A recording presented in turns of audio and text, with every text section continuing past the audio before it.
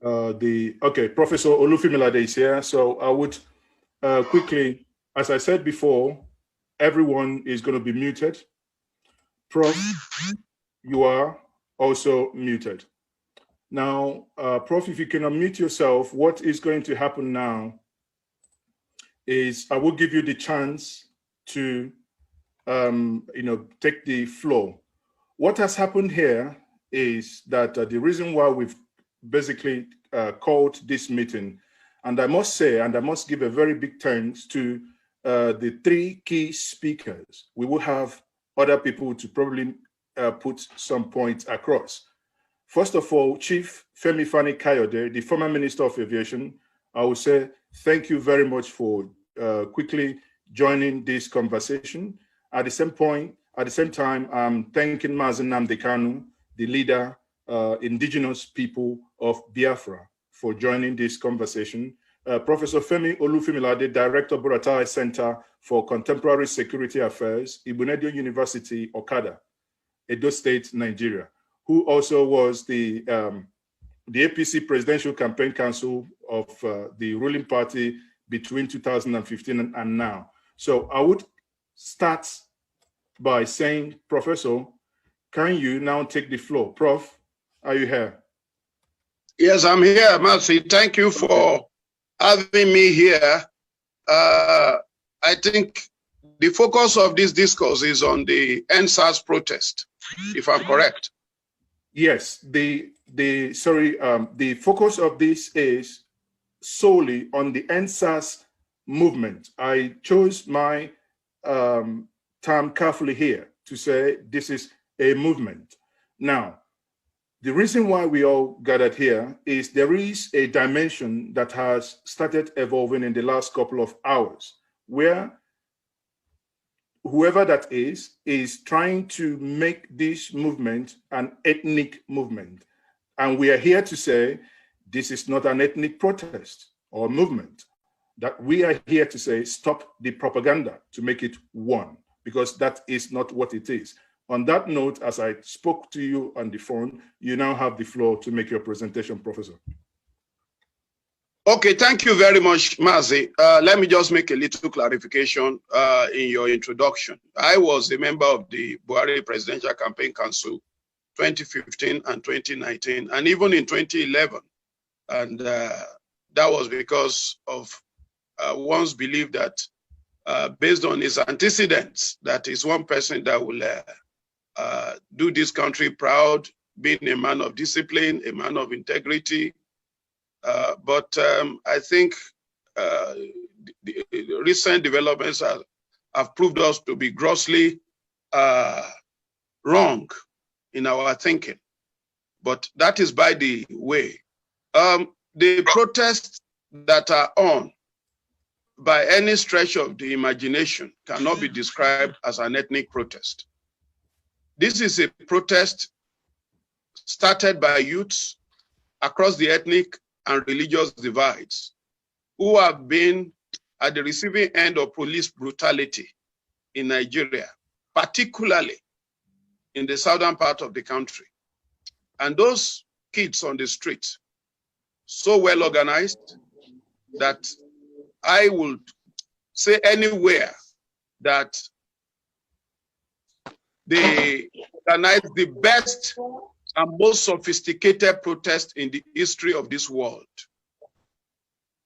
The way they organized themselves in terms of conducting themselves before the security personnel, the way they took care of those who needed food or who needed drink, when you are standing there in the sun, in the rain, from throughout, round the clock, you will need to refresh yourself. They made that available.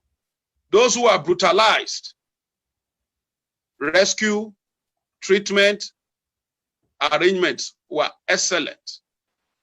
A lot of them are PhD holders. Some of them have masters. Some of them are medical doctors, lawyers, engineers. They are people that understood what the stakes are, and they cut across all the ethnic divides. So nobody can come and tell us that it was an ethnic affair, or that it was the Igbos propelling it, or it was the Yorubas that were propelling it, or that a disgruntled politician called Tinubu was behind it, or anybody. These kids knew what they wanted. And what led them to that was clear. They cannot move around with a common device, a smartphone. Police will start opening their phones and then asking them to take them to the ATM. They could not move around with tablets. They could not move around with laptops. And it afflicted all of them, regardless of where they come from. So it wasn't an ethnic thing. But along the line, I observed that the powers that be were trying to divide them, and a lot of mischievous write-ups started surfacing on the internet. For example, they say, oh, you Yoruba, look at where this protest took place. The preponderance of the protest is in your area. Nothing is happening in Aba. Nothing is happening in Owerri, which is a lie. Look at miscreants. Those are sponsored people, though. They attack this newspaper. They attack that hotel. But go to Aba, go to Nnewi, nothing is happening. You should know that when you have a formidable movement, the establishment that you are fighting will not rest on its words. They are not going to sit by because they know that you are trying to wrestle power out of their hands indirectly, because it will get to a point where something will have to give. So for that reason, they are not going to sit folding their hands. Didn't you see numerous footages making the rounds of people that look like security operatives dropping miscreants, holding machetes, holding sticks in strategic places to attack these same protesters? So please don't let us give this any form of, attach any form of seriousness to it at all. It was the establishment side of things to inject a kind of divide and rule propaganda so that those who are protesting as brothers and sisters can then turn against themselves. Those who started this protest never started in a violent manner. But the miscreants that they were bringing, being sponsored, being given 1,500 naira from the people that seems to belong to a particular ethnic coloration, which began in Abuja, that were being brought to destroy cars, to machete girls. That was the ethnic angle to it. When they went to sponsor some miscreants in Abuja, they said they are the indigenous people of Abuja. These are people that don't even have a minister in the National Assembly, which is something they should be focusing, which have been fighting for, that they deserve it, that the federal government took their land to form a federal capital territory, doesn't mean that they should not have due representation. Instead of focusing that, they said they don't want anybody to come and protest on their land. Which land? So those are the ethnic dimension to this protest is purely the handiwork of the establishment. Thank you very much, Professor Olufemilade, for that, straight to the point intervention. At this juncture, I would call on Chief Femi Fani Kayode to please make his own intervention before we will get on the leader of the indigenous people of Biafra, Mazi Nnamdi Kanu, to make his own intervention as well. Chief, are you there?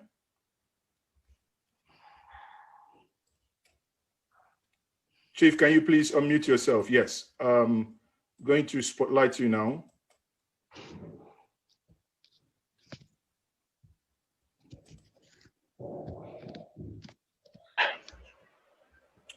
Chief, you're on now. You've unmuted yourself. You can go on. We can see you.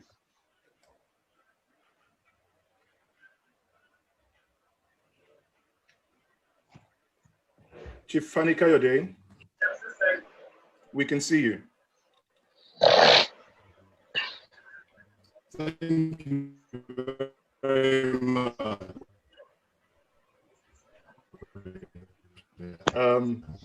The connection is playing up a little bit. Thank you very much. Okay, it's much better. Discussion. Yes. Can you hear me? Yes, we can hear you now. Can you hear me? Yes, we can hear you. It's coming from your end, I'm told. Can you hear me now? Yes, we can hear you now. Okay. Okay, good. Well, thank you for having me on this program. It's an honor to be here, especially with my good friend Mazi Namdekanu and others. Let me start by saying that I agree with some of what the earlier speaker said, that this whole issue, what's unfolding in our country today, is not a reaction from any particular thing. It goes across the line. There's no question about that. It is also a reaction to what I would say is 5 years of ineptitude, 5 years shame in terms of leadership we've cut off. Hello? Hello? Chief, you're on. Go ahead. You're on. Sorry, keeps cutting. You're I'm on. sorry. Okay. All right. So let me start again. What I'm trying to say is this, that it is very clear to me that this whole struggle, or what's unfolding in Nigeria, is not ethnic based. What is happening is that it is a reaction to inept government, a barbaric and savage government that has done nothing but destroy the will of the people, kill its own people, destroy its own people, destroy their future, and most importantly, harboring savages within the police force and the other security agencies, genocide and ethnic cleansing over the last 5 years. It's embodied in the whole NSARS movement. But NSARS is just the beginning. Because if you talk about NSARS, you also have to talk about the fact that for the last 5 years, IPOB youths have been slaughtered in this country. For the last 5 years, Shia Muslims have been slaughtered. For the last 5 years, Northern Christians have been targeted and slaughtered. For the last 5 years, Southerners have been slaughtered. And for the last 5 years, you've had this government literally supporting, protecting, and sponsoring ethnic militias to kill people that they don't like.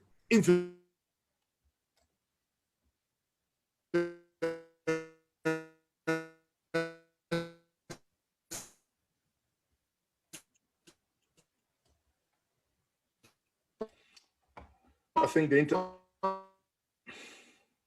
internet is playing up a little bit. Let's hope it's going to get better quickly. Yeah, Mazi, can I suggest something? Mazi is okay, please. Yes. Yes. My name is Odumoko. While Chief Femi Fani-Kayode, the internet is being worked on, maybe we can take Mazi's. If we're making presentation, we can come back to Chief Fani-Kayode. That's fine. Thank you very much for that intervention, Ngozi. What is going to happen now? I would ask Mazi Namdekanu to please unmute his iPad and to do the following. In the last couple of hours, my good brother, there has been broadcast making round. You know, when I say that something has gone viral, in the real sense of it, it has gone viral. This same broadcast of yours has been also being, again, we believe, misconstrued. The question and the reason why we converged here is for you. You are the one that made the broadcast. You are the one that we have invited. Can you please clarify that so that, you know, if insinuations are wrong, then the whole world is watching us on this platform right now so that those insinuations will be corrected. On that note, I will hand over to my good brother, Mazi Namdekanu. You have the floor. Thank you. Thank you very much for having me. Thank you very much. And the fact of the matter is this. First of all, I wish to... Sorry, go ahead. It can't be at this level. Sorry, can you unmute yourself once more, please? Sorry about that. Can you hear me now? Yes, go ahead. Thank you very much for having me. First of all, before I delve into the substance of the question you asked, I wish to, first of all, commend the sacrifice, the bravery, the forthrightness and formidability of Nigerian youth right across that very country at this moment in time, doing something that no other generation in Black Africa has been able to do. This is a moment in history that will be looked back on in many years to come as the time that the politics of ethnicity, the politics of tribe, the politics of religion was put to bed. You made reference to a clip making the rounds, which I can categorically tell you that yes, it is my voice. Yes, I made a broadcast a few days ago when young people were being slaughtered at Lekki Tollgate. And in that very speech that I made, it was very clear and unambiguous. But the people that cut and paste and put the clip together were trying to be very mischievous. Their intention is to try to infuse an element of tribe or ethnicity into the ongoing campaign to free young people from the bondage that Nigeria has become. And their intention, I believe, has failed very woefully. At no time, I must say, did I insinuate or say anything to convey the erroneous impression which they are now peddling that we were now taking over or control of Lagos State.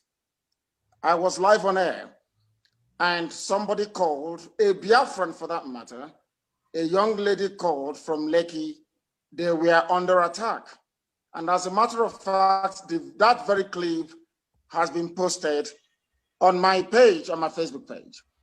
And I made it very clear that the fact that the Shia Muslims were slaughtered and nobody did anything, IPOB over the years have been slaughtered or are being slaughtered and nothing ever happened, that have now in a way given impetus to the government to do what they did at Lekki Tollgate.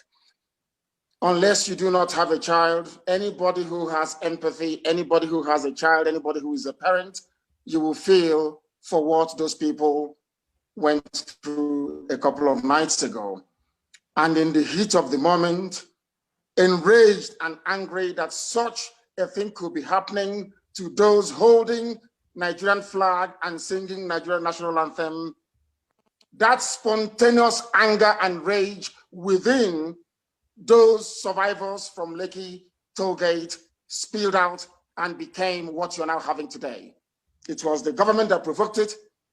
We knew those who were involved and their names were mentioned, and the people took it upon themselves to exact revenge. That was exactly what happened.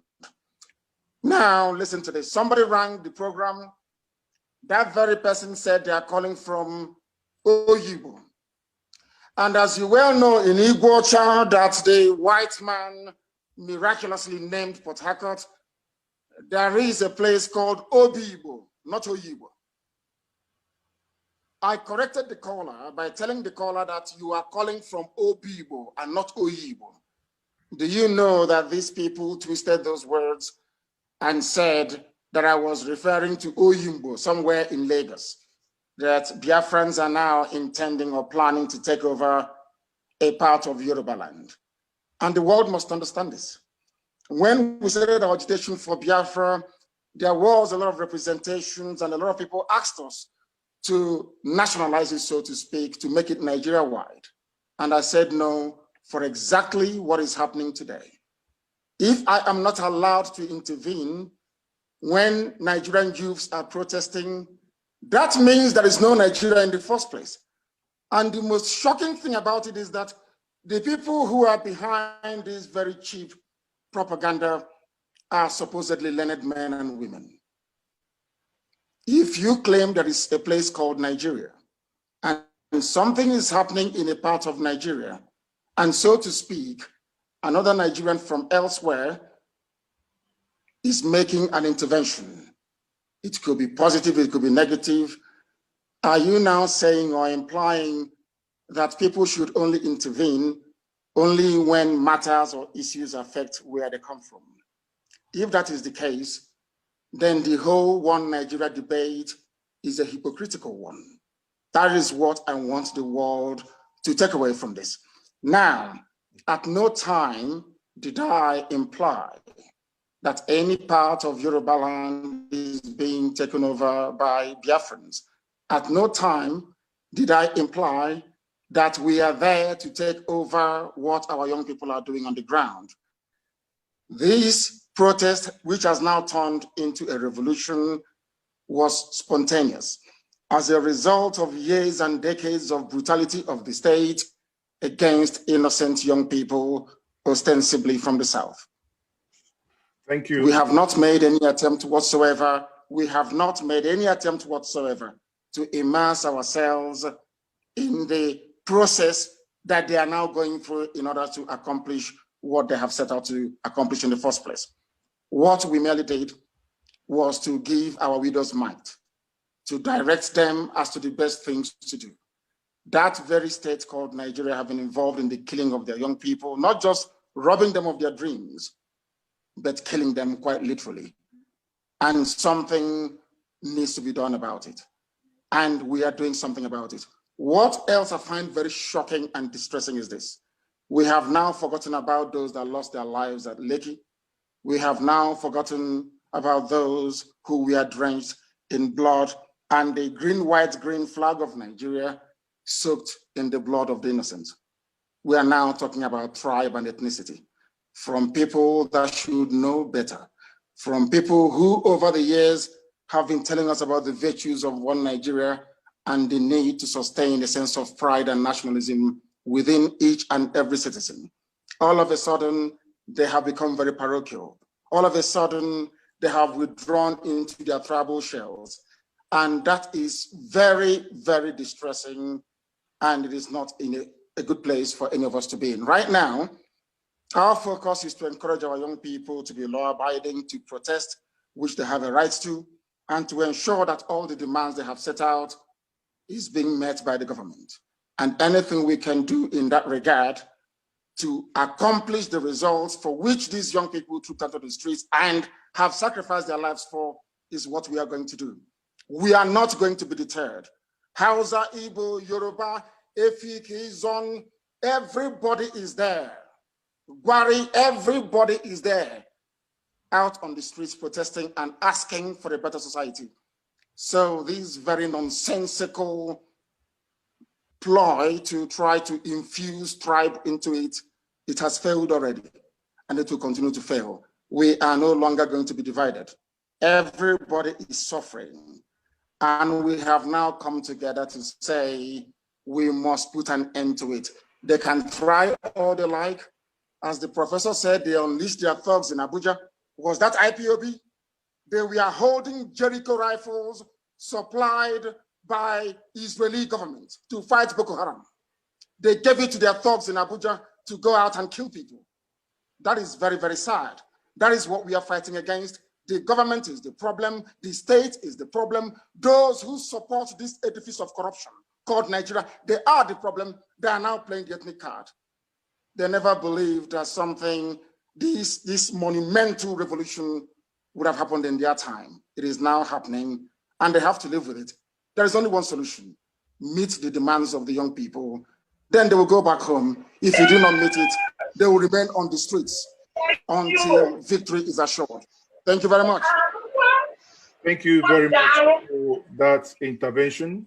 Now, before I come back to Chief Femi Fani-Kayode, now I want you to, because you have made it very, very clear that in your own words, at the heat of the moment, these are the words that I have noted down. At the heat of the moment, those calls or those comments were made.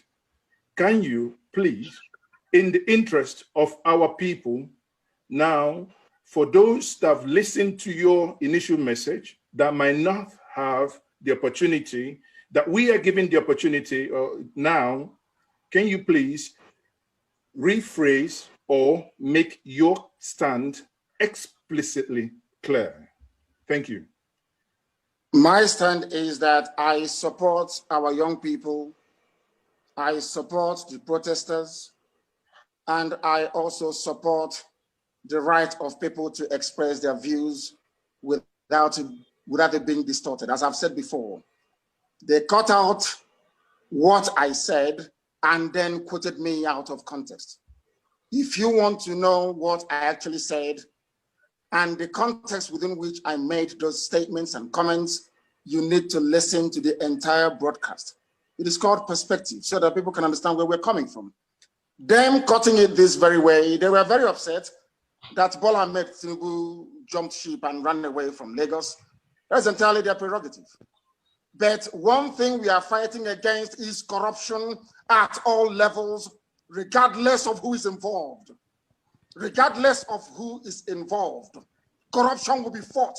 It doesn't matter if they're Igbo, if they're John, it doesn't matter if they're Ibibio, it doesn't matter where you come from. Corruption must be fought by everybody. When people try to ethnicize it, that becomes the problem of Nigeria.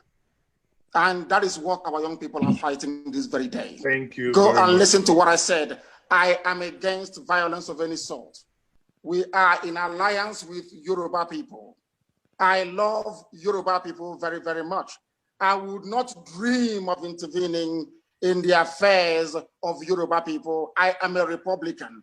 I am from Ibeku. Even in Omaha, you have a home, you have Obaka, you have Olokoro. I will not be allowed, even myself, to go to Obakala.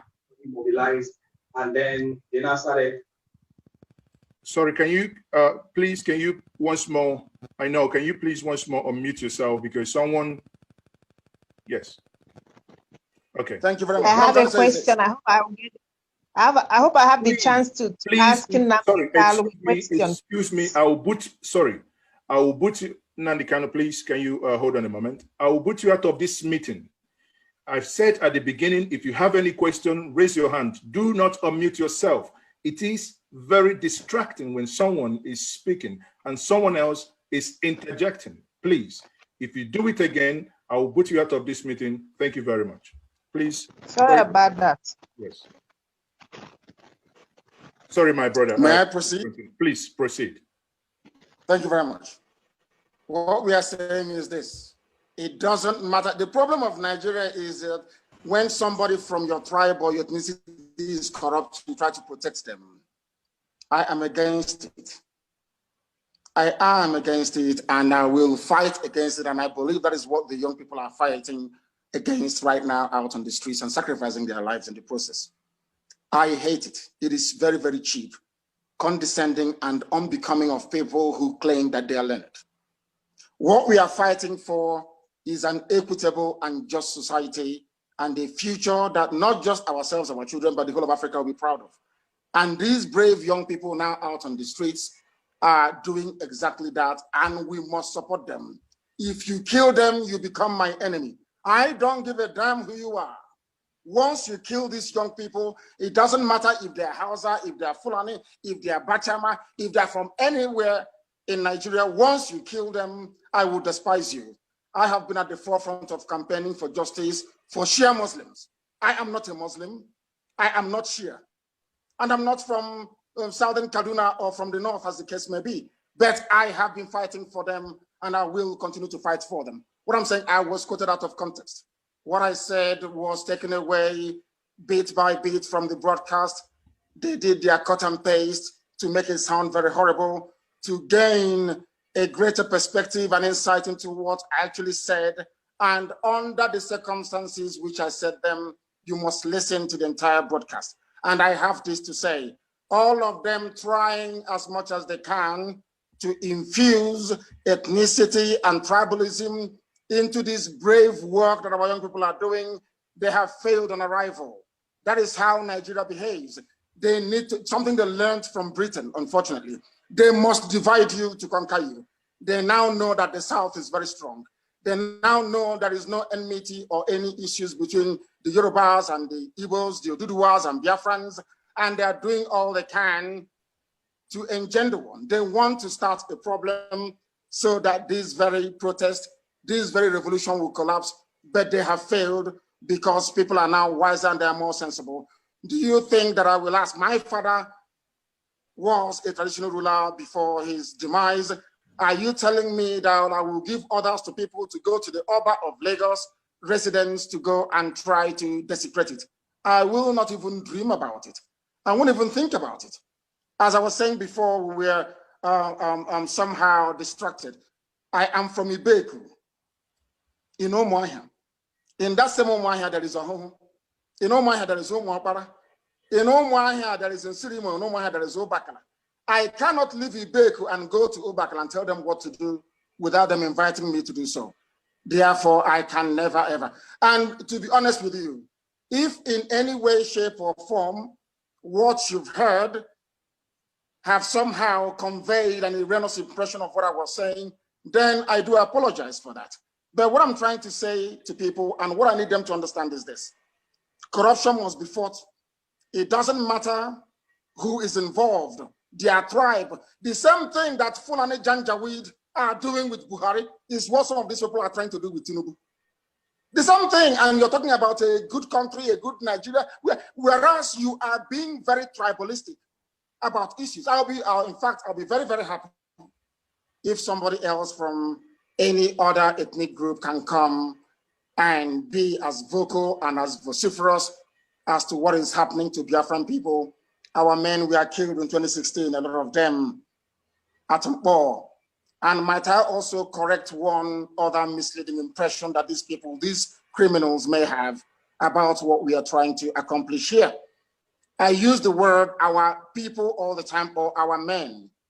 We are all in this together, everybody. If you want a better society, if you want a better existence, if you want a better experience of life, you must support what the young people are doing. And I refer to them as our people, and they became very angry. I think some of them are slightly, should I say, envious or jealous that youths are listening to us and they are doing what they are asked to do. I think it's a bit of envy and jealousy and the need to divide the South. They have failed. They cannot succeed. There is no problem between the East and the West. Between the East, the West, which is the South and the Middle Belt, none whatsoever. And these haggard old criminals cannot succeed. They've tried this nonsense in the past.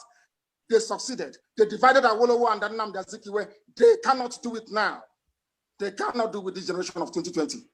They cannot do it because freedom beckons, and we are going to commit all we have to ensure that our children have a better future. Thank you very much. Thank you very much for putting that out there. Again, there is something that is very clear, whoever is listening. He said clearly, if you have misunderstood what he said, that he is sorry. That is very clear, and that must be clear to everyone. On this note, I'm going to bring my good brother and friend, Chief Femi Fani-Kayode, please. If you can unmute yourself now, you can unmute yourself and conclude your submission before the internet. Yes, you are now unmuted. Chief, you have the floor. Thank you very much. Thank you very much. Let me just first of all commend the courage of Nnamdi Kanu, together with all the other freedom fighters in this country and those that have stood up for the downtrodden. I don't really see what the fuss is about concerning the statement. Sorry, go ahead. I'm not hearing one second. It appears that there's an interruption on the broadcast. Please, can you hear me? All the co-moderators, whoever unmutes, please remove that individual, please. Thank you. Go ahead. Can I proceed? Yes. Yes. So please. let me again start by commending the courage and the resilience of Nnamdi Kanu, together with his IPOB members, and also so many other freedom fighters in this country and people that have fought for the liberation of their people. It's very, very clear to me that what has happened in Lagos, and indeed all over the country, is something that cannot be stopped and cannot be resisted. And it's a collective. Lots of people from different groups, different backgrounds, different tribes saying enough is enough. And for me, that's a good thing. What I don't want and what I don't believe in is anarchy, though. And I think it's very, very important that this protest, this resistance continues to be peaceful, and it shouldn't degenerate into anarchy, because that will not help anybody at all. In terms of the comment that my brother made, you know, I, for example, have spoken on many occasions when it is that people from the Southeast particularly, or Northern Christians, or even core Northerners, or even from the Niger Delta area have been killed and slaughtered, and they have been killed and slaughtered over the last 5 years by either government agents or militias sponsored by the government, like the Fulani herdsmen and so on and so forth.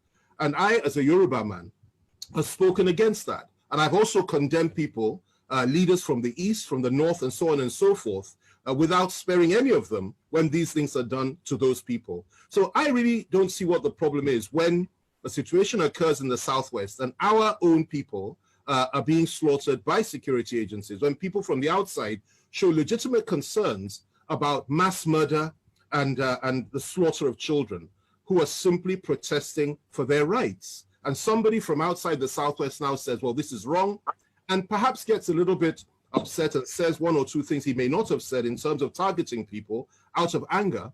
And then somebody now tries to turn it into another narrative to make it look as if he's trying to infiltrate the Southwest, and then to go as far as to say that the whole thing are Igbos against Yorubas. Nothing could be further from the truth. This is not an ethnic struggle, what's going on right now. This is an uprising. It's like a revolution against the tyranny of this government and the tyranny of those that control this government. And there are some identifiable faces behind those that control this government. We can't run away from that. We have people like Tinubu who are involved, people like Buhari himself, some of the governors that have collaborated, and these people are perceived as collaborators with oppression. So it's perfectly natural for those that have been oppressed and killed over the years to say, look, we have had enough. And they begin to call names. It's perfectly natural. Having said that, let me also say this. It's very, very important for us to recognize the importance of having a union. And when I say that, a collaboration between all of us that are oppressed, the Southwest, together with the Southeast, for example, and I'm glad about the handshake across the Niger that took place in 2018, where we all came together. I'm also glad of the fact that the Middle Belt and the South-South have joined that initiative, and we're all operating with one accord. I'm glad that elements in the Core North itself have also joined us in many respects to say there must be change, there must be the right of self-determination, there must be referendums, and we must be allowed to determine whether or not this country ought to remain one and whether we want it to remain one. But what we are faced with right now is slightly different. And what it is this. What is going on is that the youth particularly have said enough is enough. And it doesn't surprise me. There's nothing that is happening today that I did not say would happen in 2015 if Buhari took power. If you go and check what I said, that there will be ethnic cleansing, there will be mass murder, there will be genocide, there will be domination by the Fulanis against everybody else, will be oppressed, will be suppressed, and the country would fall apart. And that's exactly what has happened.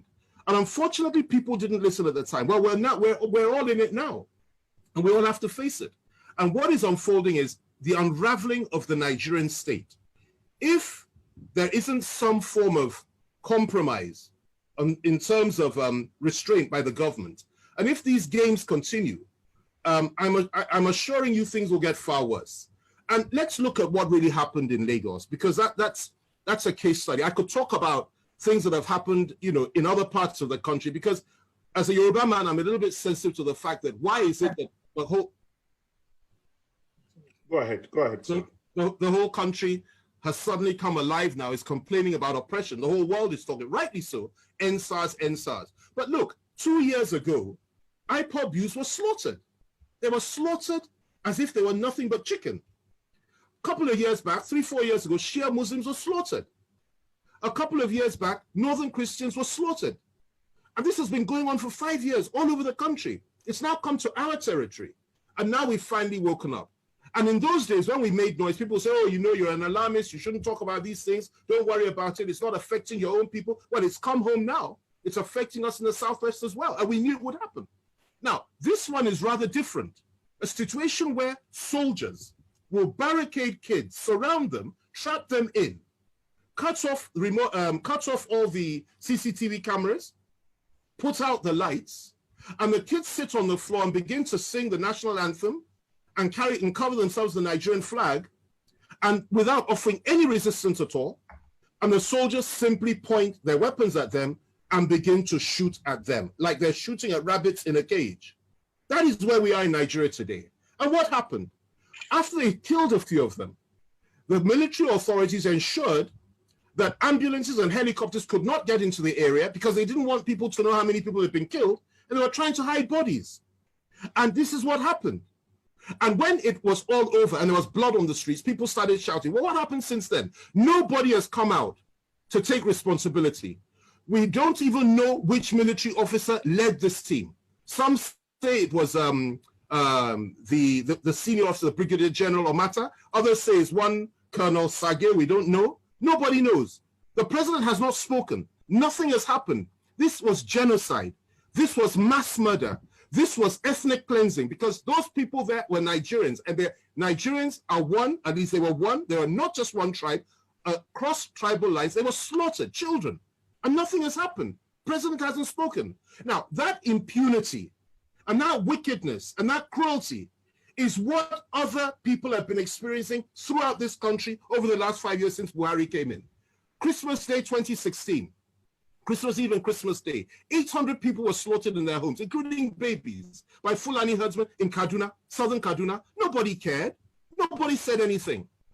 Shia Muslims, they said 300. 1,000 were killed in one go. Nobody cared. Nobody said anything.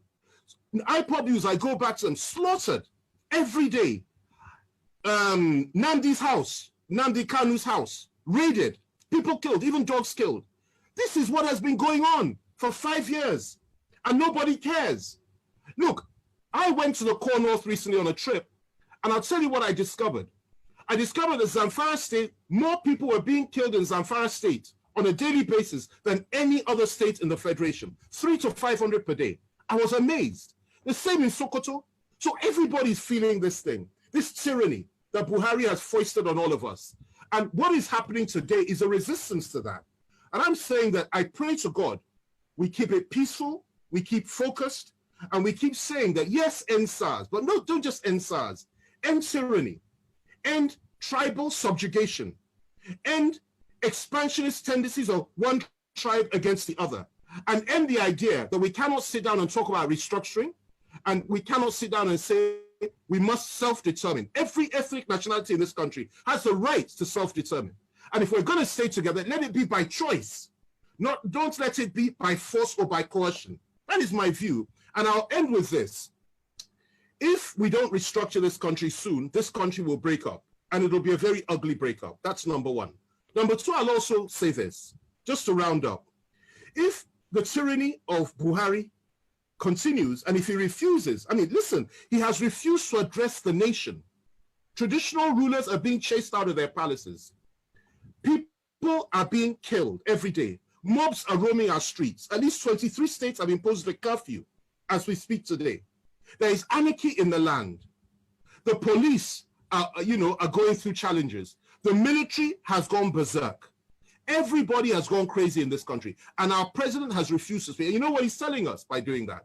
He's telling us that he doesn't care. And I sincerely hope he listens to this broadcast, because I know there's some people that are going to show this to him. And I'm saying you need to care, and you need to care fast. And if you have any doubt about the rage that people are feeling, remember this. Never has it been in our history the blood was spilt on the streets of the Southwest, particularly the Southwest. It's never happened in our history. The blood was spilt in the streets of the Southwest, and the government that was responsible for that spilling of blood lasted. It's never happened. 1966, there was a coup d'etat in this country because there was killing in 1964, and there was violence in 66, and that's when the first coup took place. May I continue? 1983, violence in the Southwest, our people were killed, blood on the streets, a coup took place. Again, it happened 1993. Again, an election was annulled. Violence took place, and people were killed on our streets. The government of the day, the president had to step aside. And there was turmoil up until 1999, when you now had to bring a Southwesterner out from jail, President Obasanjo, to be president. So it doesn't augur well. You've killed everybody, so many people in every zone of this country. Now you've brought it to the southwest, and your soldiers did it. And so today we have no names. Nobody has been arrested. No explanations have been made. So Olu is running around like a chicken telling lies, and nobody was killed. Tinubu is running up and down. They were the people that put this president in power. They have a responsibility to the people. They have a responsibility to us. They have a responsibility to the children that were killed to tell the truth and tell us what really happened. Nobody's talking. And we're supposed to accept it like that. Well, I don't believe in violence, but I do believe in one thing, that we must stand together, no matter what your views are, whether you believe in separation, restructuring, or even one Nigeria, which you believe can be saved by good leadership. Doesn't matter. What we have to do today is this: stand together with our youth and resist this tyranny in a passive way and say enough is enough, and speak out and support those that are saying that they will not accept this violence and this tyranny and this subjugation anymore. And I'm very proud of the fact that we have people that are ready to do that. For the first time, probably in our history, you have British MPs of Nigerian origin. I listened to a young girl, some young British girl in the British Parliament, in House of Commons, speaking out openly, attacking our government and saying enough is enough. We have people, Nigerians from all over the world in the diaspora, speaking out. We have world leaders speaking out. And most importantly, we have Nigerians themselves, across party lines, across ethnic lines, across religious lines, speaking out and saying enough is enough. I'm proud of that. I'm happy that it's come to this. Let's hope it stays peaceful. Let's hope that at the end of it all, things go well for our country. That's my view, and that's my contribution. Thank you very much. Thank you very much, Chief Femi Fani-Kayode, for that. I mean, obviously, one thing that has been very clear from the onset ab initio, irrespective of where you belong to, it doesn't matter if you want a new nation, or you are one Nigerianist, or you are a restructured Nigerianist. One thing is very clear. In Igbo, they say, the nation is not working. The nation has not worked. So there is no way the status quo that we have today would continue. So something has to give way. On that note, I'm going to bring in Dr. Sam Amadi. Please, Dr. Sam Amadi, if you can unmute yourself and make your presentation quickly. Thank you very much.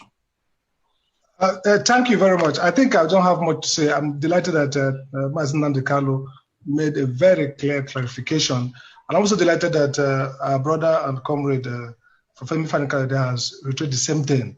I see, right from our days as student union leaders, NANS, and throughout, I started my career in Lagos, so I continue to see myself married.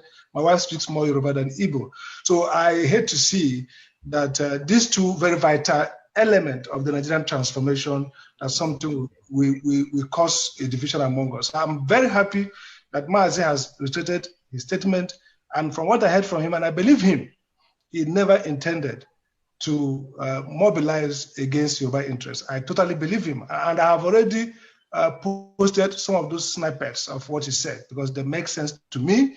This is a revolutionary moment, and like two of them have said it clear, even though the protests, unfortunately, largely because of government, has become slightly chaotic and violent, but we should not further damage the prospect of this moment by any form of recrimination against ourselves. So all I want to say is that let's try and get these words out there to the people, so that those who have investment and incentive to cause division as a way of first destroying this moment and then creating complications that will further push us away from the kind of change that I hear both of them talk about.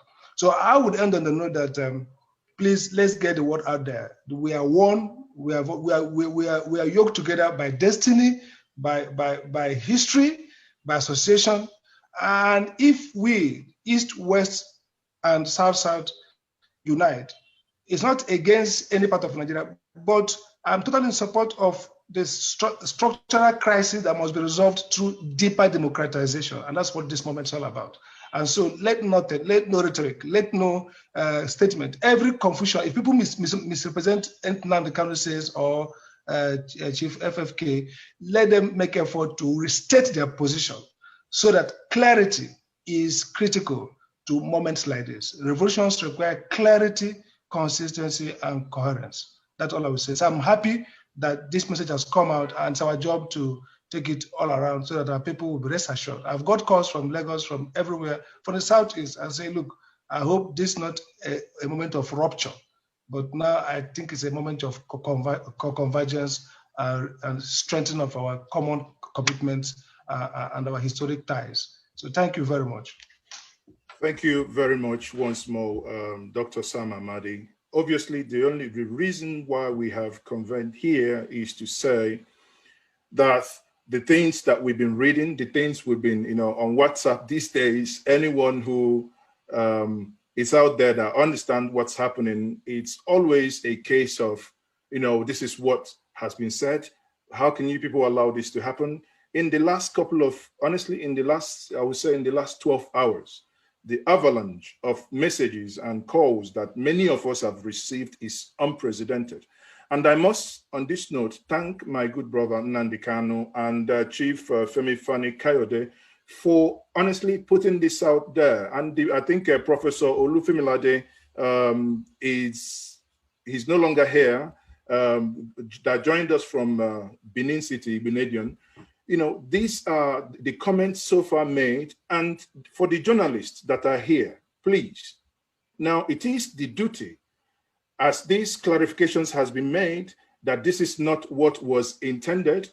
Please, it is the duty of journalists here and those in the media to go back and put the record straight.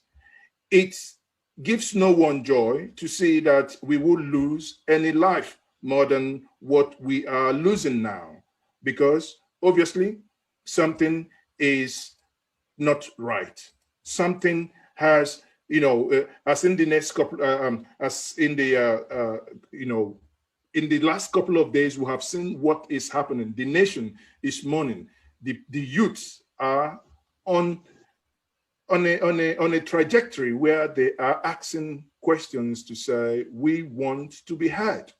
And that is what is happened, that the youth are demanding something. So rather than, take the demands of the youth, suddenly all we start hearing is that this has taken an ethnic dimension. On that note, before we conclude here, my co-host here, Ngozi Odimuko, please, can you come back here? Can you come back and make your closing remark before we call it a day? Ngozi Odimuko.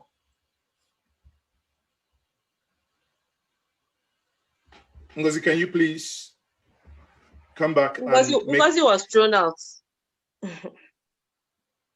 Can you not admit any other person until he comes in, please? Okay. Can he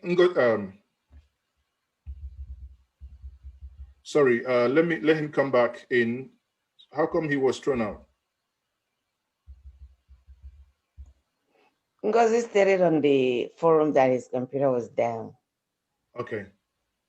That's what the last thing he communicated to me, but quickly, if he can, please, let's not admit any other person because the Zoom is really, really filled up now.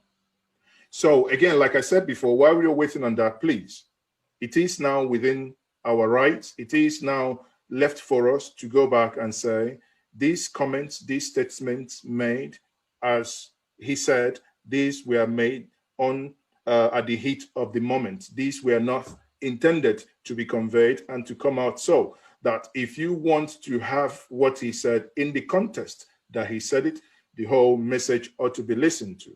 On that note, I will say thank you once more, everyone that has joined us today.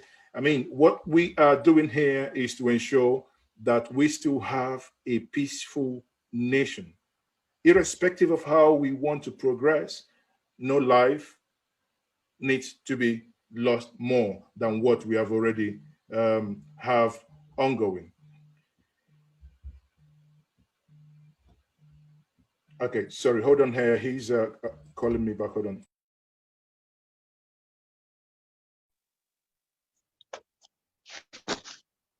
Hello.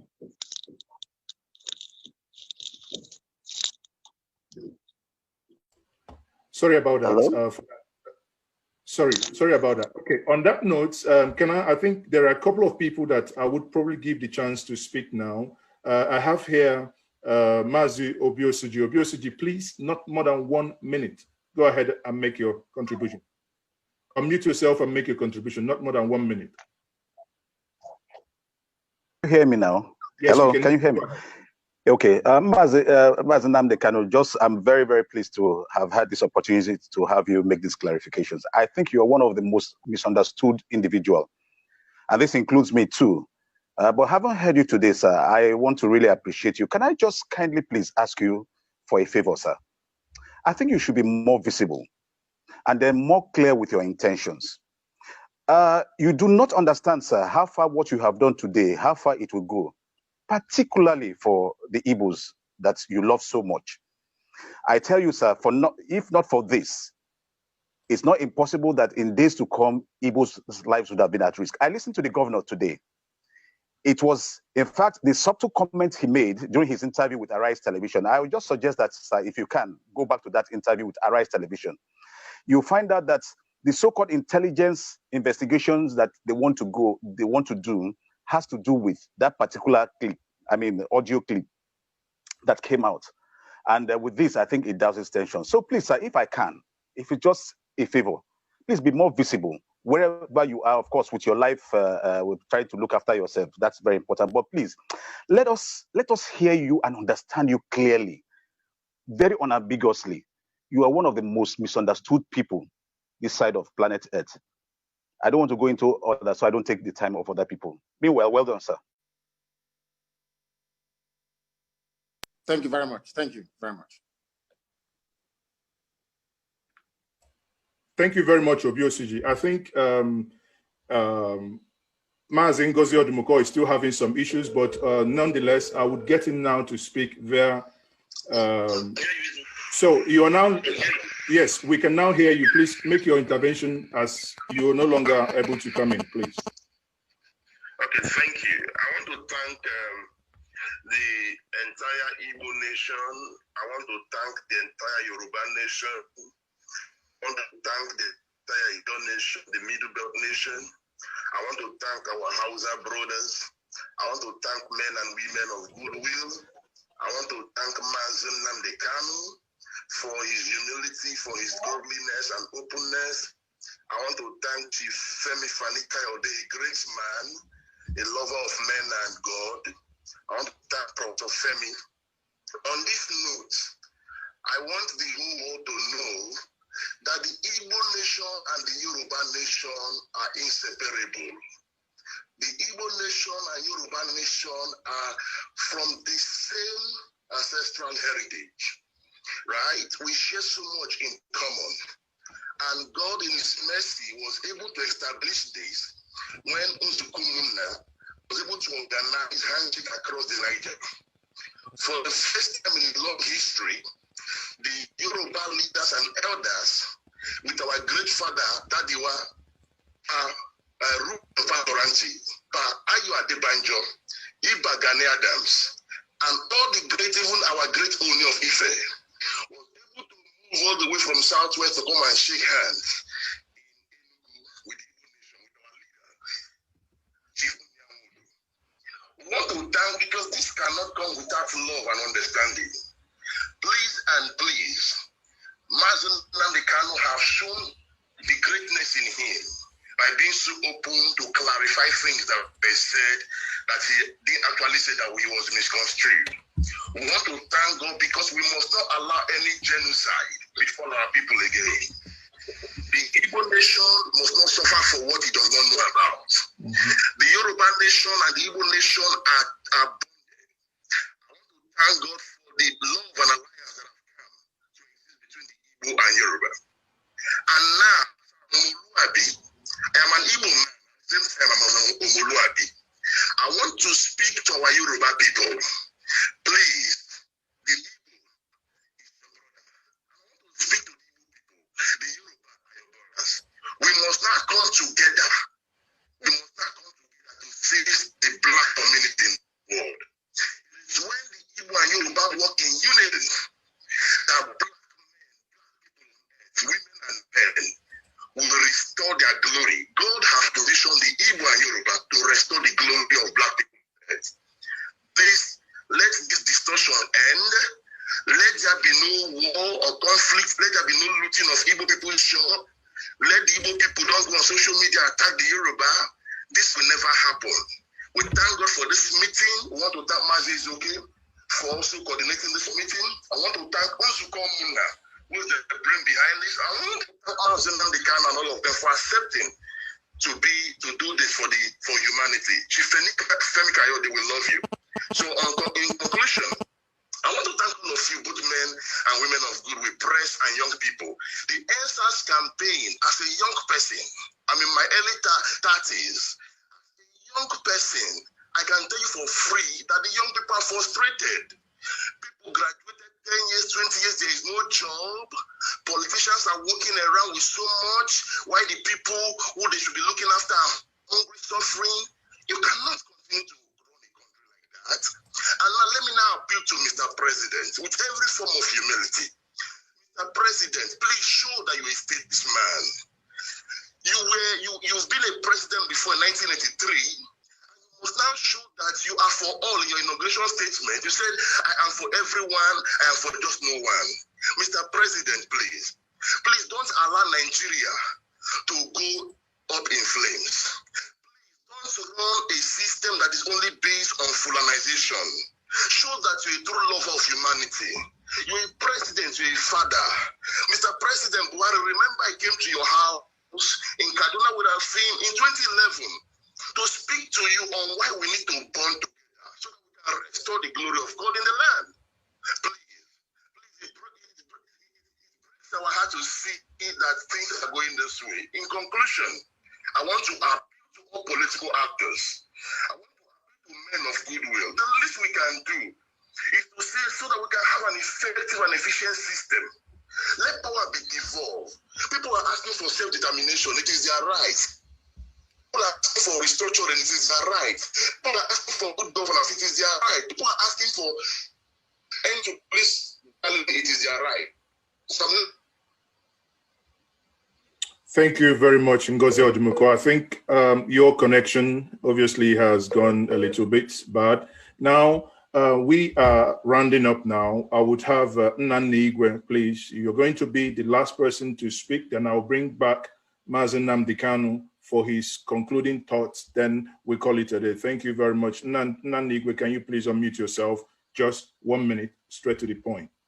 Yeah, thank you very much, Mazi Ezeoke, for having me on this platform. And I want to thank my brothers from Igbo Nation, my brothers from Yoruba Nation, my brothers from other parts of Nigeria. I want to, my heart goes out for the people, young people, and all the people who have lost their lives, from the shooting of the NSAS, movement. The movement was peaceful, and it is for the interest of Nigeria. It is for a good governance, and is united. Everybody was involved. The Igbos, the Yorubas, the Bibios. So and there is bonding. So we should be happy that our young ones, our youths are out there doing a peaceful movement. I want to condemn the shooting of the NSAS youths. They are our children, and the army must not do that. The government should stand up and make sure that those responsible for the shooting, even the SARS people who have been killing people, the brutality must end, and we need good governance. I want to pass a message of unity, to everybody. Both all the Nigerians, we all want good governance. We want a better society. We want a place where we have good schools, good hospitals, good electricity, and good roads. We want a better society. We should unite. Please, our Yoruba people, we are not against you. Our Igbo people, we are friends, and your Hausa people, we are friends. Thank you very much. Please, the enemies of the society, those are the people we're all united on this meeting. And I want to thank everybody I've spoken here, Nnamdi Kanu and everybody. Let's unite and face our common enemies. Nigeria must be a better place for us. Thank you so much. Thank you. Yeah, thank you very much, Nnanna Igwe. On that note, I would want to give the parting word to allow our brother Mazi Nnamdi Kanu, who in his statement that has been misconstrued and the opportunity he has availed us to actually hear exactly what he intended by those statements. You see, it would have been a different thing altogether if he came up to this platform and reaffirmed those things, then it would have been a different thing. But here you can see, and we use the opportunity to call on everyone watching this program now, everyone that will watch the program thereafter, to note that the Igbos, or that no one has the intention to cause anarchy, because we all saw how this thing started NSAS.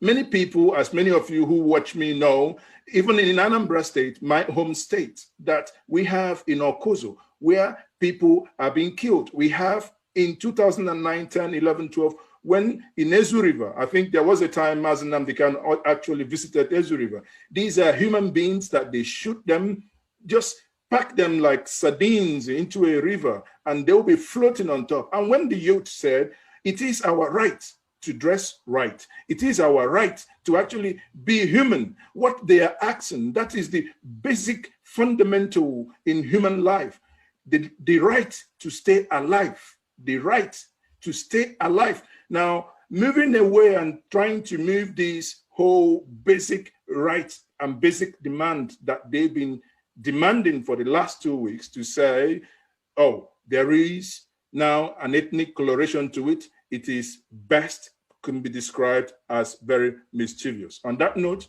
Mazi Nnamdi Kanu, if you can please unmute yourself for your closing remark. Thank you very much. Thank you, my dear brother. Thank you. I want to thank everyone who participated today, especially my dear friend and brother, Chief Femi Fani-Kayode, and even the professor that spoke earlier, and my dear brother, Ngozi Odumoko, and your good self for the excellent work that you've done and you will continue to do in time to come. I want to state very categorically that they will not succeed. They want to divide us. That's what they want to do. They've been playing these games before. The mistake that the Nigerian government and their backers made is to underestimate the intelligence and the resoluteness of our young people out there. They are all graduates, most of them. Some of them are even PhD holders. They are highly intelligent, very, very articulate, and they are savvy. They used SARS on us, it did not work. They used their thugs, it failed. They tried their lies, the usual narrative, it did not work. They used the army and they failed woefully. And we knew they were going to play the ethnic, the tribal game. That's what they've always done. That is how they have held us in bondage for 60 years, playing these same cards. But these people are now well learned, and they have realized that this nonsense can no longer continue. They will try religion. Religion is going to come. And I'm sure they're doing those things in Kanu as well. They're killing our people in Kanu State, and it will not work. Once we defeat them, now we have defeated their tribal card, it has failed. They will try one more religion. Once that fails, you will see that Nigeria will be a better place for everybody. We must remain very strong and very resolute. I will not, I repeat, I fight for people all over the world. I hate injustice. I would not knowingly denigrate nor look down on anybody or any group of people. It is not in my nature, and I will not do it. They can go and cut my speech and cut and paste it to try to make it sound very awful. As you have quite rightly reiterated, if you want to know the context under which I made those comments, please go and listen to the whole tape. We are in this together. It doesn't matter if you're Biafra, if you're Dudwa, if you're Middle Belt. It doesn't matter if you're Igbo, if you're Yoruba, if you're Hausa, if you're Fulani. We're in this together. We have defeated them. 2 more games that we'll play. In fact, there's only 1 more left. The tribal nonsense is dead today. They will play religion, and after that, you will have a beautiful Nigeria with 24 hours of electricity. I thank you very much, my dear brother. Thank you very, very much indeed. And to our listeners, thank you. Thank you very much for that wonderful concluding thought. And on that note, I would say I would no longer keep us here more than necessary. I know many of you would want to say something, but please bear with us, because the intention here is to use this opportunity to make clarifications and to assuage the minds of the people who suddenly have woken up and see their neighbors that they've lived in peace for decades, if not centuries, suddenly look at them as those that want to take up their land. No one, no Igbo person is interested in taking up any place anywhere. And please, we must note this. Those of you who are still sharing the old clip, please cease from doing that. Now you have the most up-to-date clip to share, to, make this go viral, where you can now tell those naysayers to say, look at what Mazi Nnamdi Kanu has said. He has actually said, and rather, he has actually apologized by saying, if, that is conditionality, if you have misconstrued what he said or the intent in that statement, please forgive. On that note, I will say he is forgiven, and we all will now march forward to demand to be treated better, and we demand that the nation must be governed better. On that note, I will say thank you very much for being part of this conversation this afternoon. May God bless us all once more. I remain Mazi Tochukwu Ezoke. Have a wonderful. For those of you asking of the recording will be shared. Maz, you need to confirm that. Yes. Yeah, the recording is already streamed on YouTube. So go to Engage Media